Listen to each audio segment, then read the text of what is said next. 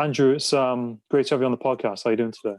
I'm doing good, Adam. Thank you so much for having me. I'm really excited to be here and really excited where our conversation might go. Yeah, no, same here. It's great to have you on the podcast. And yeah, I just thought I'd start by talking about the book that you've just published, Mhm. which is right next to you, the last Law of Attraction book that you'll ever need to read. And I really like that the name of the book, because there are so many Law of Attraction books out there. And I think somebody can just pick one up and read it and be like, okay, I know what it is, I know what I need to do.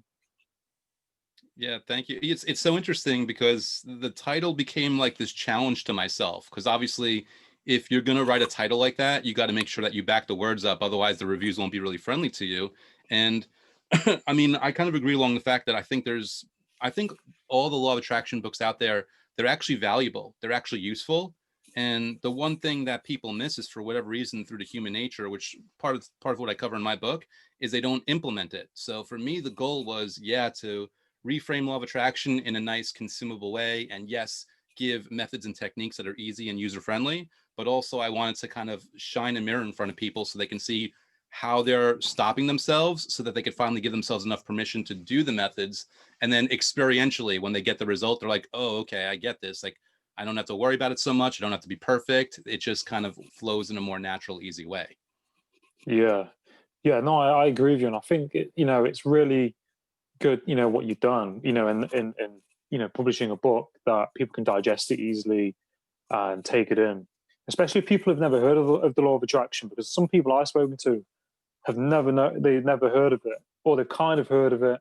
So, people who aren't too clued up, so to speak, haven't got much awareness or knowledge on the law of attraction, would it be a good, good book for them to Oh, digest, yeah. to learn? The goal was really to make it accessible so that, like, for most people who read it, they've read law of attraction books before, so it's kind of like to get them out of that endless cycle of not doing something. But also, I designed it so that if it's someone's first book, ideally, if I did my job, I'm saving them hundreds, if not thousands of dollars, because they won't have to keep reading other books. Again, those other books will be good, but they're unnecessary. One law of attraction book is enough. And I want people basically to have that feeling of truth, that they don't have to go on an endless search, and that they could actually finally take action on what this is right away and get results and start enjoying their life sooner rather than later. Yeah.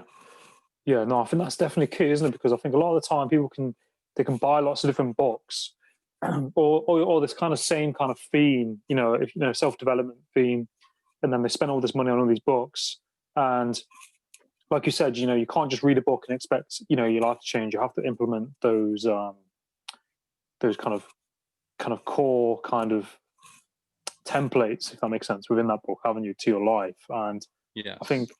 like, there's The Secret. I think a lot of the first kind of documentary I saw, and it was like The Secret, manifesting. But I know that kind of was very, very mixed, like Yeah. in reviews. It's But it's really interesting, the reception it got. And I mean, I for one thought it was great because it basically, like any good law of attraction source, it's giving people an opportunity to see life in a new way, and hopefully a way that they could act on. Again, most people, and I don't think Rhonda Byrne constructed the book that way to get people to see where they're stopping themselves. But I thought the information was really solid, and I think a lot of people complained because she used a lot of like material possession examples.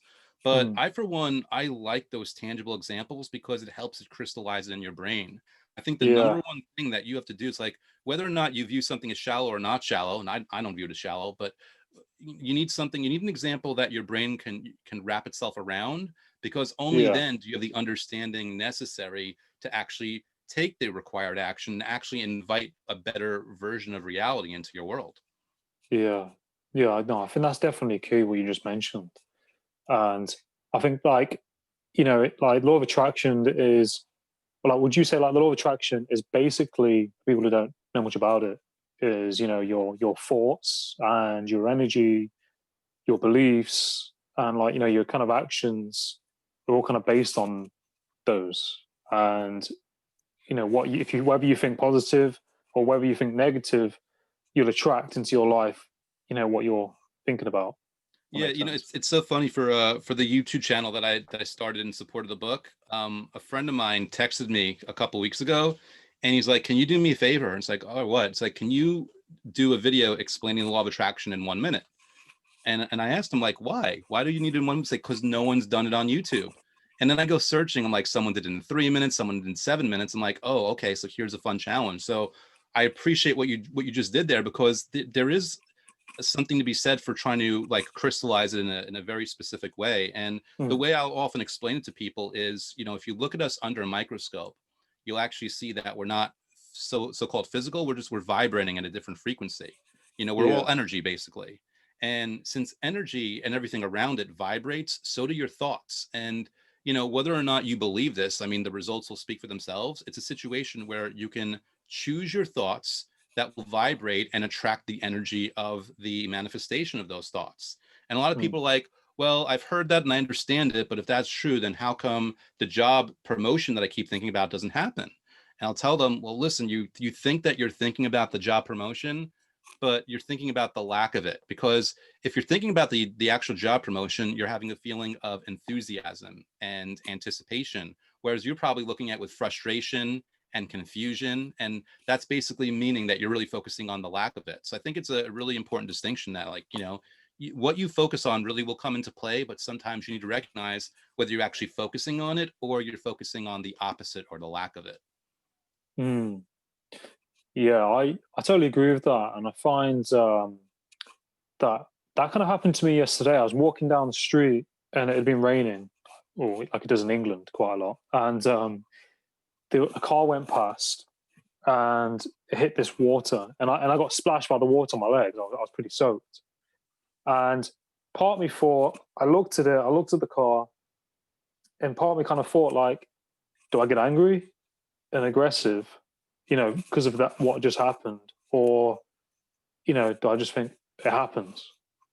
And as soon as I kind of thought, well, this happens, Mm, I didn't kind of go to that negative frustration and oh yeah. man, and I, it's I quite love the powerful, isn't it? self-awareness, man. Yeah, I try, but I did kind of, yeah, I was very self-aware in that moment, and I think it is very powerful, isn't it? How we can kind of be aware of our thoughts and our energy, and how we can um, shift our energy and bring goodness into our lives. Yeah, and I think what you gave also it was a wonderful example of emotional intelligence and emotional maturity. And I think some people they'll hear that story and they think to themselves, well, something similar happened to me and I didn't react so well. And then all of a sudden they're judging themselves and they forget that positive thoughts are so much more powerful than negative ones. So for the people that heard that and in their situation they got a little more frustrated, it's kind of okay in the sense that if they then after the fact just directed themselves to any kind of positivity, whether it's gratitude or whatever else, Hmm. they're doing more than the required amount of quote unquote work to get themselves in a better place, which is my Hmm. long-winded way of saying the way you handled it was ideal. If someone didn't handle it as well, that doesn't mean that they kind of messed themselves up for the day. Yeah, yeah, no, I totally agree. Like, I mean, that's quite a rarity. I mean, when it happened, I kind of thought to myself, God, I'm not experienced that, for a while. Like you said, there's probably that kind of emotional growth in that moment. But I think sometimes as well, like when things happen in people's day, like because people say how you start your morning is pretty key. Like the thoughts that you think and the words that you say to yourself as well. Um, because sometimes people probably have things happen that might be negative, they might react, and then sometimes over that time, something might just happen that just might tick that person kind of over the edge because Hmm. of everything else that has happened. And I think um, if you was like taking somebody who is going through a lot at the moment and they're suffering, whether that's mental health or they're not in a good place, like how would you say they can kind of use the law of attraction to kind of shift themselves from that place, if that makes sense? Yeah, well, so for me, the perspective I always take on this is it's all about strategy, because like the law of attraction is happening whether you believe in it or not, and whether you're doing anything intentional with it or not, whether it's positive or negative. So seeing how it's already happening, I always ask myself, well, what can I do strategically to kind of tip the scales in my favor? And I think people, they're always on this never ending journey of happiness, especially like even like a year like this year, people are isolated and they're going through a lot and they just want to be happy. And what they might not realize is by viewing happiness as the goal, they're basically reaffirming that they're not happy yet. And they're always going to be reaffirming that to themselves. It's like, oh, I just want Mm. to be happy is another way of saying I'm not happy. Now, the thing about it is, joy doesn't have to be a result in and of itself. It can also be a strategy. And what I mean by that is, people want to be happy in this general way of like everything's good, everything's overflowing, like wonderful. But who's to say that you can't be happy in a specific moment watching a funny YouTube video or catching up with a friend over Zoom or like, in other words, what Mm. you want to do is you want to use joy not as the thing you reach for, but as the strategy by which you invite more joy. And Mm. that could be done through simple gratitude exercises. That could be done through watching funny YouTube videos. That could be done Yeah. through anything like listening to your favorite, song, whatever might get you like in a good mood that you might enjoy. That's what you want to do. And it's not about making yourself permanently happy, because again, you'll get water splashed on you no matter how good of a job you do on this. But it's about, Mm. choosing more intentionality behind finding pockets of time in those days that you are Mm. satisfied or you're just, at ease, because when you do that, you are triggering a universal energetic reaction for more of Mm. those things to happen. So the water will still splash, but it'll happen way less frequently. And all those things that Yeah. you want will happen more frequently. And you'll just find yourself experiencing joy and happiness and ease and relief and fulfillment and satisfaction on a much more regular basis. Yeah. No, I really like what you said there, and I think as well. I can't listen to words I just thought, but it's like people say, they're like you said with happiness. People say, "I'll be happy when X, Y, Yes. Z happens," and it's like you said, you're almost people putting it on a boat and pushing it out and saying, "I'm going to be okay when this happens." But it's like I said, you're kind of surrendering yourself, um, and not being happy. You're saying, "I'll be happy when this happens," and I think I hear that a lot in people, quite a lot. And I think a lot of the time people just aren't aware of it. And I think, we've done it ourselves at times. But if you can really kind of think about it and, like you said, focus on the things that are making you happy, whether that's a video or a book or a film or an activity, I think people, through the law of attraction and by doing that and recognizing what it is that makes them happy, you kind of want to do more of that. And the things that Yes. probably don't make you happy, you become more aware of it. Yeah. And that sentence, I'll be happy when, people don't realize, I don't even call it like a damaging sentence, but it's like it's a delay sentence. It creates so much delay in what you want and it's unnecessary. I mean, if you Mm. really want to be accurate about the whole thing, it's better to say, I'll be happier more often when, which because it doesn't preclude you being happy in certain moments. It's Mm. like, I'll be happier more often, when I've hit $10 million. But in the meantime, it doesn't mean I'm not happy right now. It doesn't mean I can't have moments of joy. It doesn't mean that I can't invite good things. It doesn't mean that I Mm. can't like have positive experiences in my life because, let's say that it took someone 3 years to make $1 million. Now, in the short term, someone probably think like, well, that's not bad. 3 years from now, I'll be a millionaire.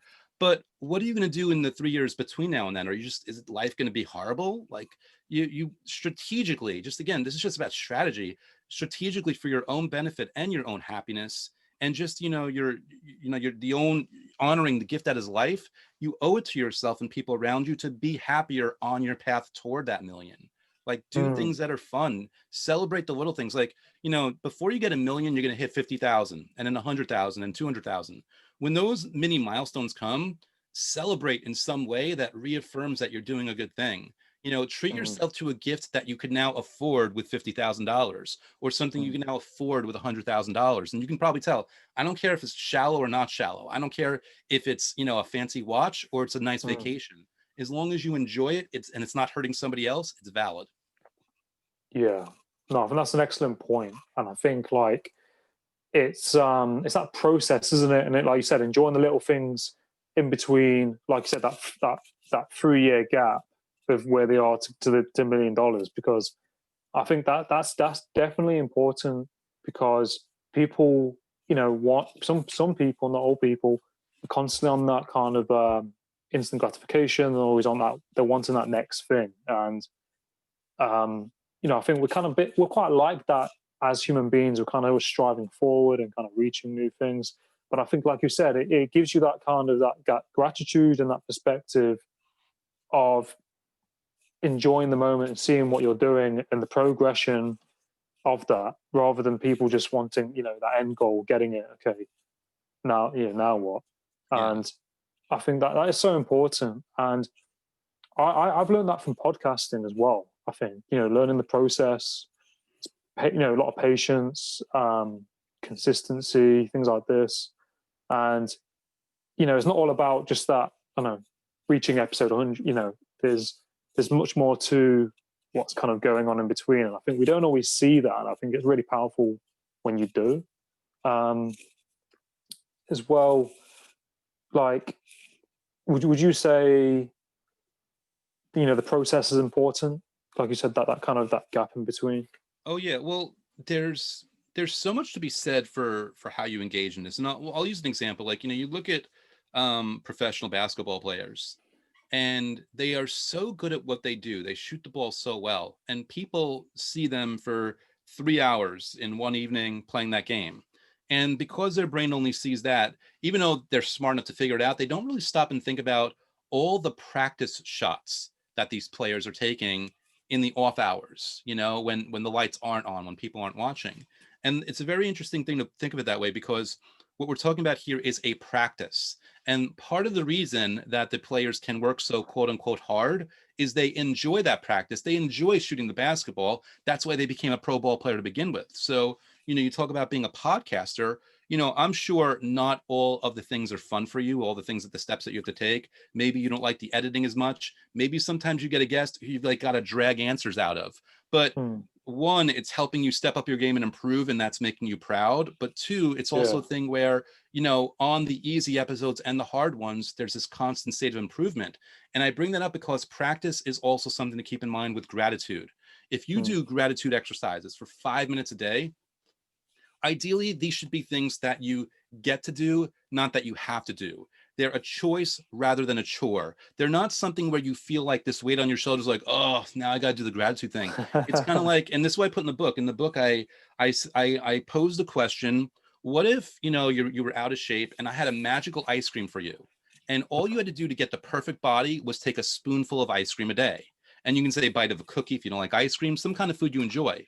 And the thing is, of course, in that instance, you would do it because who doesn't enjoy ice cream or cookies or whatever, especially when it's just a spoonful, it's just a bite, it's just a little bit, and it's getting them all this benefit. And I kind of compare that to, again, a gratitude exercise that you look forward to. That's a spoonful. It's just 5 minutes a day. You don't have to do an hour. You don't have to do 3 hours. And by doing this, by engaging in this practice, not only do you get better at being grateful, but you get better at enjoying the moment, and you get more creative in the things that you have to be grateful for. I had someone, and apologies for the long-winded answer, but somebody No. they emailed me. I have this thing called Gratitude Boost. It's a program that I'm only offering for a little bit because it's like a preview of a bigger gratitude program at the end of the year. And one of the things is I challenge people to be grateful for all their resources. And someone wrote me back and she's like, I'm having a little trouble with this. And I fired an email right back and I gave her a list. It's like the device you're reading this on, your eyes to see this, your intelligence, your focus on this reminder. Like I quickly rattled off a thing. And the reason it was so easy for me is not because I'm so smart or because I'm so amazing. It's because I've practiced this so often that it's just so much easier for me to identify these things. So for her, I didn't do that to do the work for her. I did it to give her the gift of awareness that it is out there. Now it's your turn. And maybe tomorrow you're only going to think of 4 things, but that's okay. You think of 4 things every day. At some point, you're going to think of the 5th thing and then the 6th thing. And then it's just going to be easier and you're going to have a good time while you're doing it, which is my long-winded way of going back to what we were talking about, just making this a practice, whether it's a podcast or whether it's feeling gratitude. You want to do something in a way that or shooting a basketball, do something where you're experiencing joy or fulfillment or satisfaction in those moments, because that's going to basically reinforce the habit, because willpower alone is not going to be enough. It's got to be something you enjoy and look forward to. Yeah, no, I think that's a really good really, really good points that you just made. I think like you said, doing something that you're passionate, looking forward to, and happy doing is far more impactful than doing something, just to, perhaps please other people or do something because, just for the money. Like people, doing things with the money and, they're not happy, even though probably getting thousands or millions of dollars as well. And I think that's really important what you mentioned as well with, the gratitude and, how it's just like a little dose, like it's a little, that, a couple of minutes is going to have like a positive impact. And I think, like you said, the more you do that, it's almost like a muscle, isn't it? The more you do that, the more aware you become of kind of like what you're doing. And, Yes. like people might not know about the resources, but through kind of breaking it down, it becomes more clear, like for that person. Yeah. And I think, when you do gratitude lists, like sometimes I've done them, and it's like you need more paper because you're thinking of all these different things. But at first, like when you do it, you can only think of 5 things, and you're like, well, okay, I've got a computer, and, a jacket, but it is really, I think it's like I said, it's really beneficial, for people to do that. And there's a guy, I can't remember his surname. Is it Brett Meltzer? Is that the guy, Brett Meltzer? And he said, he was talking about gratitude, and he said, I've done all these courses, I've been around all these people, blah blah blah. But at the end of the day, he said it comes down to gratitude. Yes. And it's also a really cool thing. There's a momentum to this that no one can really appreciate unless they're finally experiencing it. So for example, like you're going through that list of things to be grateful for, and at one point you just think, you're grateful for your brain, and you're like, well, wait a second, there's a lot more body parts. I'm grateful for my heart, and I'm grateful for my lungs. I'm grateful for my hands, my fingers, my teeth, my nose. I'm grateful for my feet, my legs, all these things. And then you go even deeper. It's like, well, why are you grateful? I'm grateful for my heart because it has literally been beating nonstop for decades, sending nutrients to the rest of my body, which is also working really hard so that I can be in this world and hopefully experience fulfillment and joy in it, despite all the nonsense and all the craziness. And all of a sudden you're on a roll. Like everyone like listening to this, whoever you are, you have a heart, and imagine like how hard it is working for you every single second, literally every second. And you don't even have to think about it. It's doing it on autopilot for you. And while it might be hard to believe if you haven't really had an experience about this yet, the law of attraction and the universe are also tirelessly working in your favor. It's just a question of whether you're going to receive it and let it in or not. But there's so much going for you that our physical senses are not picking up. You are way more ahead of the game than you realize, even if there's a job struggle, or even if 2020 has been really claustrophobic for you, or whatever it might be. There's so much going on that if you let yourself realize it, all of a sudden you'll experience it a lot more. Yeah, that's a really good point. And that's, I think we can kind of almost like not think about those things, can we? And it's like until you bring it back and you think to yourself, I've got a heart, I'm beating, I'm alive. And like you said, it's all happening on autopilot, and we should be grateful for that, because there's people out there who probably haven't, what I mean, who've got medical problems, things like that, with their hearts. And it really does kind of put things into perspective of how kind of magical it is to be a human being, and how kind of grateful we should be to be alive and for what we have going on for ourselves. As well, like with your book, like I see on Amazon, like Amazon bestseller, and you got quite a lot of reviews on the UK Amazon, which I'm on. You got 652 ratings, which is pretty incredible. And it's when did you actually release the book? Like, when was it released? So November 24th will be a year. And by the way, just since we're on the topic, I just want to say thank you so much to all the UK reviewers. It's really interesting because I'm based in the US. So I have access to the US site. So whenever someone leaves a review for the book, I will literally like comment and reply to them. But that's because I'm on the Amazon US site, and I don't have that same ability for the UK. So like for all those people that left a really positive review that I couldn't reply, I apologize, but just know that I really appreciate the feedback. And like it really is a humbling, amazing thing to know that the book kind of hit all these marks that I really wanted it to hit. Yeah.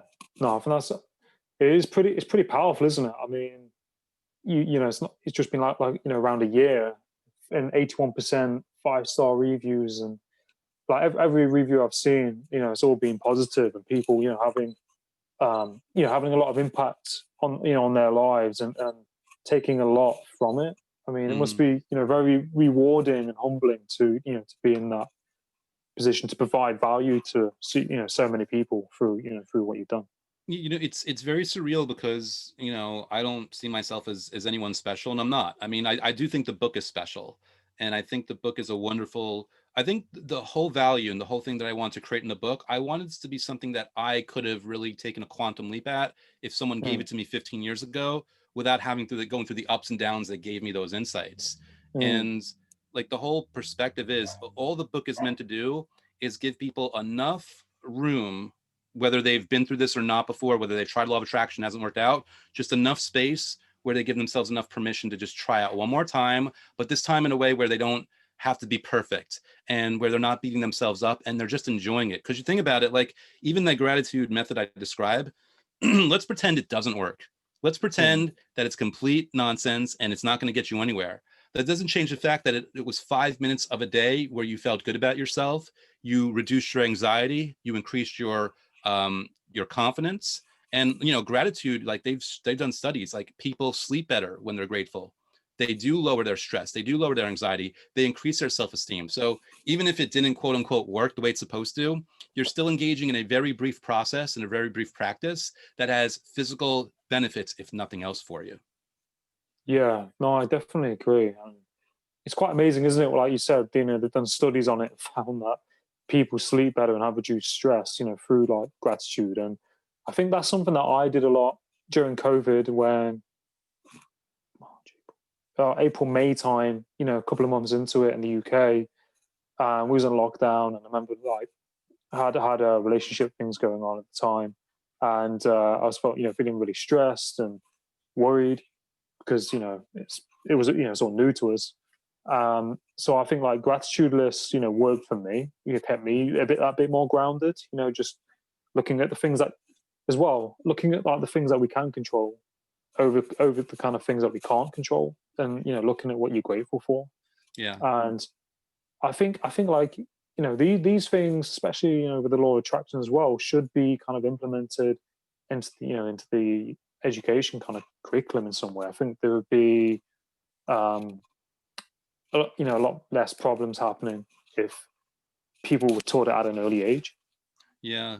I remember reading an article about an experimental school where they didn't have detention, they had meditation. They forced kids to do the meditating instead. And all of a sudden, like grades shot up and fights went down. And like it was they really drastically improved the entire situation in the school by not punishing the kids, but like really by putting them in a situation like, here's something that will help you.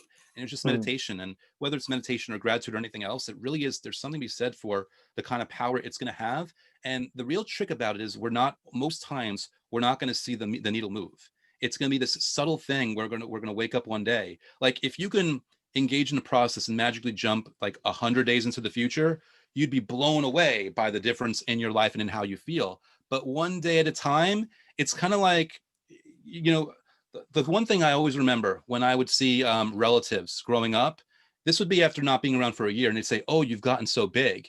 You know who never says you've gotten so big? Your parents, because they see you every day. They cannot notice the micro growth that's happening on a day-to-day basis. But the people that don't see it for a while, they're like, "Oh my God, you've sprouted like a whole foot. What happened here? mm. I saw you 3 months ago." This is actually how it works with the law of attraction. Also, you engage in these processes, you engage in gratitude, you engage in visualization, you engage in scripting, and these micro things that happen day by day that you can't notice, very viscerally, make a dramatic improvement that if only you sit back and let yourself appreciate, you'll be blown away and you'll literally grow another foot. You're like, oh my God, Mm, my bank account has grown a foot since the last time I've seen it, that type of thing. yeah, yeah. No, I think that's really true, isn't it? And like you said, people like you said who see you every day kind of don't see, they it's just kind of like normal. With people who, like you said, who might not see you for a while, can kind of see that kind of like those quite kind of quantum leaps, so to speak, like,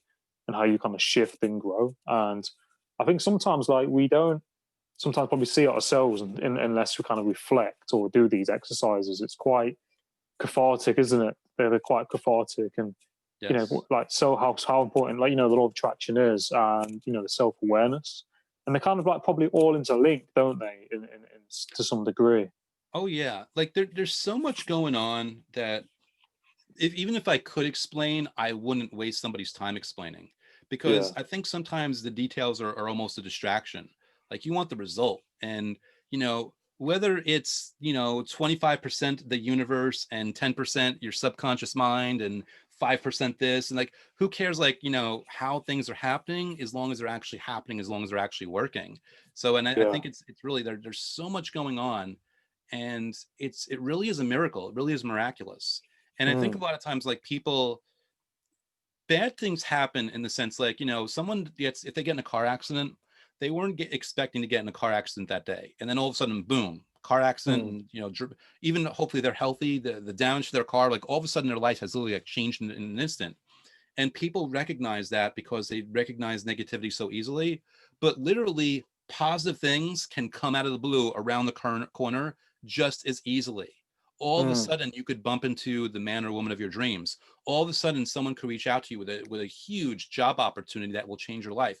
All of a sudden, something can happen that you weren't even thinking about. And when it does happen, oftentimes people like, whoa, and they have this surreal feeling for a couple seconds, and then they let it go. They're not even appreciating it, but these things actually happen. I can think back on my life where the universe was spoon feeding me opportunities to do something more, and I just glossed them over and went about my way. Mm. It's amazing. It's amazing how much we ignore that's really being handed to us on a silver platter. Yeah. No, definitely. I think that's kind of like the kind of, how powerful the kind of that, how powerful we are, and how powerful the universe is, and how it works. And it's talking about that as well, like how things can kind of happen around the blue that we didn't expect, whether that's an accident or a job opportunity or relationship, and these kind of things.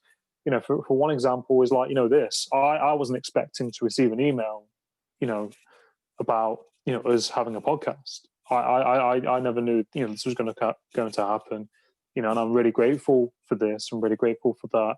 And like, we kind of have to kind of be open, don't we? Like you said, things might come our way, but we can kind of push them away sometimes. But I think we kind of have to be open to, like, new things coming our way, um, because, like you said, whether that's like, spiritually, the energy, subconsciously, however it's working, it is definitely real, because Yeah. it's And just kind of how it rolls. it's so funny because I'll most likely end up like sharing this interview with my audience, when you Yeah. publish it. And they're going to hate this part that I'm just about to give here, because every single interview that I ever done, I say this example. They're like, okay, Andrew, we get it. But for people that haven't heard it, the example that I often give, just in terms of like, does this really work? How does it really work? Like, what's going on here is I like to give the example of like working out, lifting weights, like literally lifting weights and getting muscles, which obviously is a very oversimplified statement, but I can give two explanations as to how that happens. Like, explanation one is you lift weights, and when you go to sleep, the muscle fairy comes at night and gives you more muscles. It's like, okay, muscle fairy, one explanation. Another explanation is that when you're lifting weights, you're putting so much stress on your body that your muscles are literally tearing in micro areas. And your body then responds by healing, by filling in those tears with more muscle fiber, hence bigger muscles. Now, if I were to ask somebody which one do you think is the more likely explanation, even though I'm sure I butchered it on that second one, they'd be like, well, number two. And my answer to them would be, the actual answer is, it doesn't matter. What Mm. does matter is you lifted weights, you got muscles. You put an X, you got Y.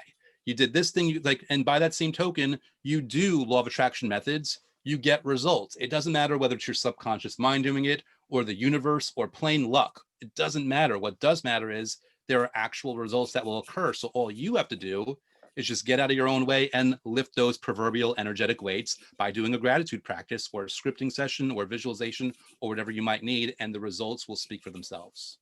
Mm. Yeah, no, that's powerful, and that's so true as well, because like you said, we always kind of like, in my head, I was thinking, oh, okay, it's number 2. But like you said, it doesn't matter because it's just a matter of, doing it. And, like you said, making that more clearer, through law of attraction, through, gratitude lists and, what really stands out to you. And it's like what you can't, I mean, I kind of first kind of became aware of law of attraction and, how this works is like through is it Think and Grow Rich? I think everyone's heard of it. Napoleon Hill. I remember that book. Yeah, and it's like what you think you attract and things like this. With the law of attraction. And I had it like the other week. I saw this car like 3 or 4 times in one day, and I was seeing it more clearly. And I was thinking, well, this is strange. But obviously, you're kind of focusing on that image of whatever it is in your mind. It kind of shows up, and that's kind of one of the powers of the law of attraction. Would you kind of recommend? Would you recommend like the law of attraction to anybody? Well, I mean, I'd recommend the methods because, again, I mean, it's happening whether they like it or not and whether they believe in it or not. I'd recommend methods to anyone that just has an open enough mind to try it. And I recommend, again, methods that won't feel weird. It's not like you've got to go outside in public and start chanting and getting like weird looks from people. You could literally like sit down in the privacy of your own home and literally like write a list of things. Like, just to teach your audience one of the methods from the book real quick. One of my favorite methods is the time lapse method. And basically the process is simple. You're going to write down 15 things that you're grateful for. 5 of them are from your past, 5 of them are from your present, and 5 of them are from the future. And the trick about all this is you're going to phrase all of them in the present tense. Whether it's past, present, or future, it's all in the present tense how you phrase it. So you're going to write these things down, and then you're going to jumble up the list. The order's all over the place. Maybe the first thing on the list is a present, and then a future, and then a past, another future. It's like it's all in there.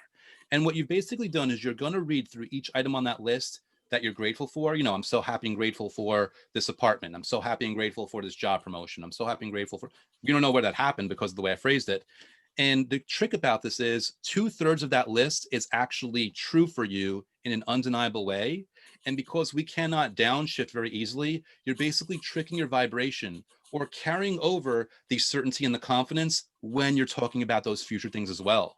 So if you just spent like half the list talking about the things you already have and you sneak in one of the future and you say it in the present tense, your subconscious mind and even your energy can't really tell the difference. So it's like you've tricked yourself into feeling good and feeling confident about this thing being in your life, thereby attracting it more. And that's why I love it, because 2/3 of that is undeniable. And then the other third, you carry that same confidence and enthusiasm as you're being grateful for it. Wow. Yeah, it's quite a powerful. It's really powerful what you just mentioned there with, that breaking it down and taking the past, the present, like the future, and how how powerful the subconscious mind is, and how we can kind of navigate our lives through certain exercises. I think that's really amazing. Yeah. And like how did you kind of get into like kind of personal development and kind of like law of attraction? Like, if Yeah, so for me it's interesting because I mean I've been an entrepreneur for like 2 decades, and I think when you're running your own business or you're a salesperson or something like that, oftentimes you tend, I mean, if you're any good at your job, hopefully you tend to seek out any kind of information you can that's going to help you do a better job of sales or business or whatever. And I think inevitably people in that situation often find themselves going into personal development and positive thinking. So law of attraction was just like one quote unquote modality of many that I learned about, like, just in my process of trying to improve myself, just because I wanted to do better in business and in life. And it's one of those things, when I first learned about it, I had my successes and failures just like anyone else, because I never went all in with the situation. Like I would do it a little bit and it would kind of fizzle out. And, and what I didn't realize was, and I talk about this in my book, a lot of times it's because like we all have an ego, and the ego, which is stronger than your conscious mind, but fortunately not stronger than the subconscious, all your ego is interested in is your survival. And right now, like you being alone, you not like that not so ideal money situation, like whatever's going on in your life, the ego knows you're alive. So it's going to fight tooth and nail to keep you in that way, because for all it knows, When you get rich and famous, you're gonna have a stalker, and then all of a sudden your survival is going to be threatened. So since it doesn't know, it can't predict that you're actually going to be more safe or safer when things improve. It's going to do whatever it can to keep you in line because it just doesn't want to risk it. And it loves you, by the way. It's not your enemy. It's doing this to protect you in a misguided way. But that's why we have fears, and that's why we have doubts. And that's why oftentimes we'll do the methods and we'll start to see a little progress, and then we'll get lazy. We'll find ourselves saying, I'll just do it again tomorrow. And for me, I went through a situation like 12 years ago where I lost my business and girlfriend all in the same week, which was not fun, obviously. And I got to this really, really stubborn, indignant point where I'm like, you know what? This has worked in the past. I don't care how the detail, like how things happen, when they happen, like whatever. I'm just going to go all in, full tilt with this, do a method every day for 5 or 10 minutes, and whatever happens, happens. But I've had it. And because now I didn't even worry about the outcome, like the results were amazing. Like in 2 weeks, I felt better, which is saying a lot with a broken heart, right? In 3 weeks, 3 months, I had a brand new relationship, way healthier. In 4 months, I was making more money than any point in my life before that. And within 6 months, my life completely transformed. I'm in the best shape of my life. I'm waking up happy and fulfilled. Like everything is going so well for me. And it all happened because for whatever reason, I got pissed off enough that I'm like, I'm just doing this. I don't care what happens.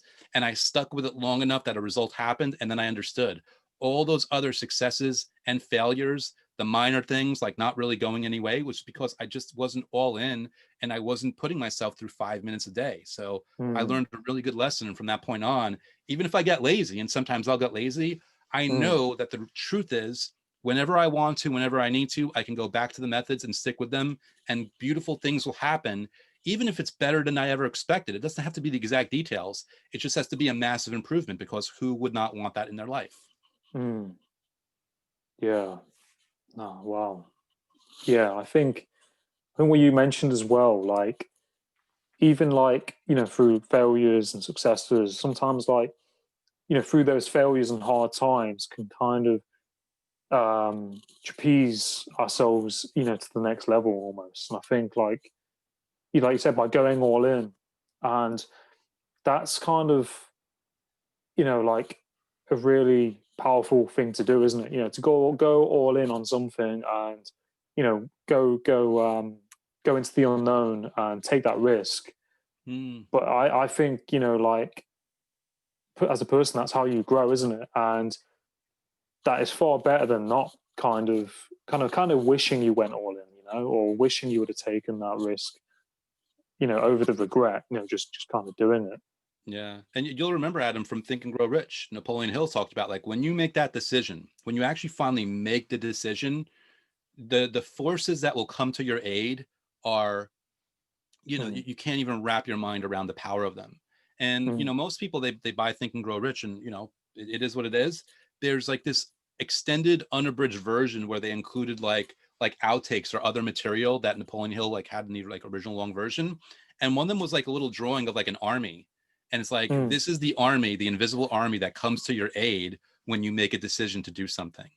And there really is a power to that, that there's an army, an energetic, invisible army at your aid when you make that choice. And again, for me, I wasn't like, I'm going to make $1 million, or I'm going to do, like, I was just like, I'm going to improve my life. I don't care how it happens. I'm not even fixed. I mean, if you could be fixed on the result and have it aid you, fine, but I was not outcome dependent. I was just like, something's going to happen. I don't care when or how. And I don't care if I do this for 10 years. I'm doing this because I'm never going to have my heart broken like this again. I'm never going to lose my business like this again. Like, I've had it.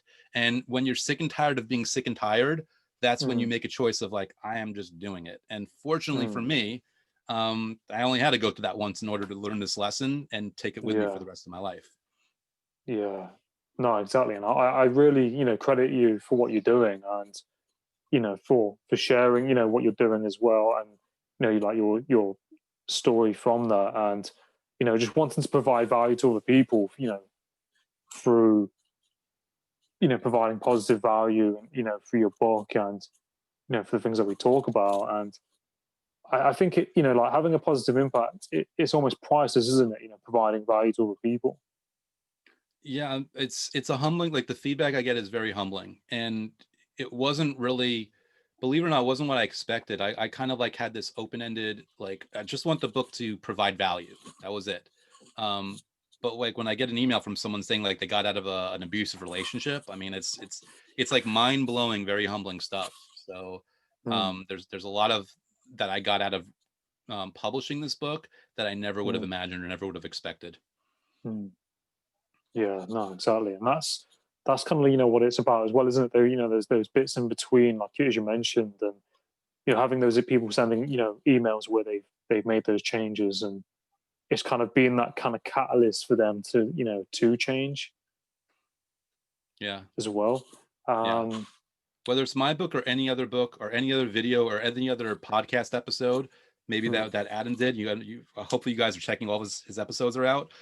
Like I'd say, like whatever you can do to give yourself permission to take that step forward, like do it. Like whatever it mm, takes, whatever source of information and whatever presentation of information you need, to just give yourself just 30 days so you can at least see the result. And even if you get lazy after that, at least you've experientially gone through it, that you know that it works. And even if you mm, don't believe in law of attraction, like something's working, something happened, you lifted the weights, you got the muscles. Like all you want to do is find some way, some excuse to do it long enough and not even worry about like a grand result, even like a minor subtle result. There's a power behind that because it's way better than no result. So take mm, what you can get, be inspired where you can, and just love yourself enough to do it because no one's going to do it for you. mm. Yeah, no, exactly, no, exactly. Like who as well? Who would you say your like role models are? Whether that's like yeah, role models slash mentors. Whether that's professionally, personally. Yeah, it's like for me, like I mean, there's no law of attraction mentors, but like one person I've always followed and respected, and some people will know his name and other people won't. He's an entrepreneur by the name of Eben Pagan, and Eben teaches so many. He teaches about business, he teaches about marketing, but he also teaches about like human nature and psychology.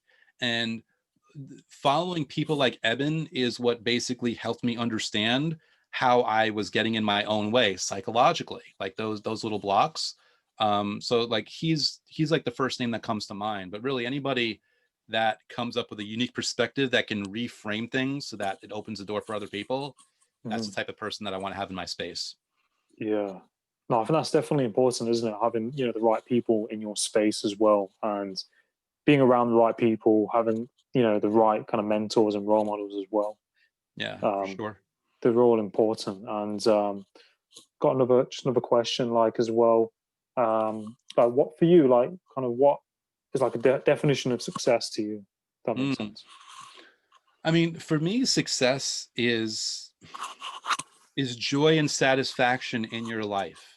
I mean that's really it. And I love that because for me it's general enough where that could be about money, that could be about relationships, that could be about everything. That could also just be about a personal sense of self-esteem and self-worth. But for me, that's success in a nutshell. And the beauty of it is anybody can achieve it. Yeah. No, exactly. I really love that. And as well, like where can people find you on social media, your website? Where can they buy your book from? Yeah, sure. Well, I mean, I'm not sure how it works in the UK, but I know like if you go to lastlawofattractionbook.com, I know it's Mm, certainly forwarding to the US site, but I mean, if you just go to Amazon and you search for the last law of attraction book you'll ever need to read, mm, it's Audible, it's Kindle, it's print. But also they can just go to YouTube and my channel is Andrew Kap with a K. And mm, obviously, for that one, you don't have to pull out your wallet. You can get all the info for free. And it's mm, basically me throwing in new methods that weren't in the book and giving new perspectives. And you wouldn't know it listening to this interview, and you certainly wouldn't know it reading the book. But I also mm. throw like a lot of humor and fun in there because I figure if people are going to watch videos, it helps move things along. So I highly Yeah, recommend the YouTube channel, and of course, please feel free to check out the book on Amazon as well.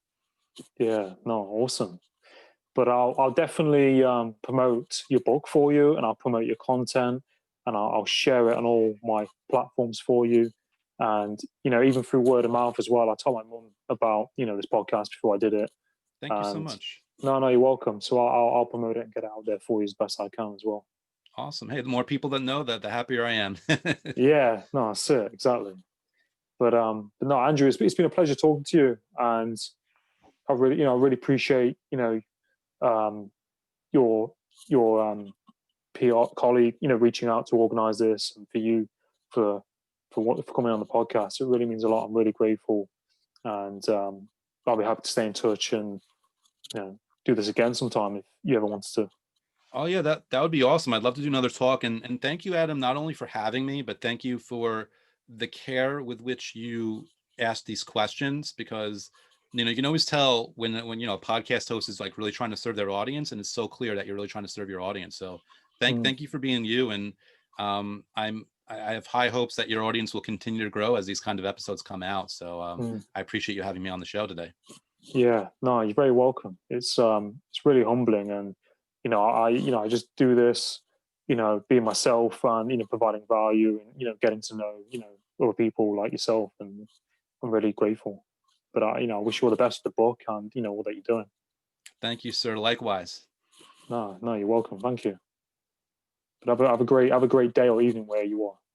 Yes, cool. And again, this was a fun talk, man. I would totally be up for it again. And I look whenever it launches, I'm not sure your publishing schedule.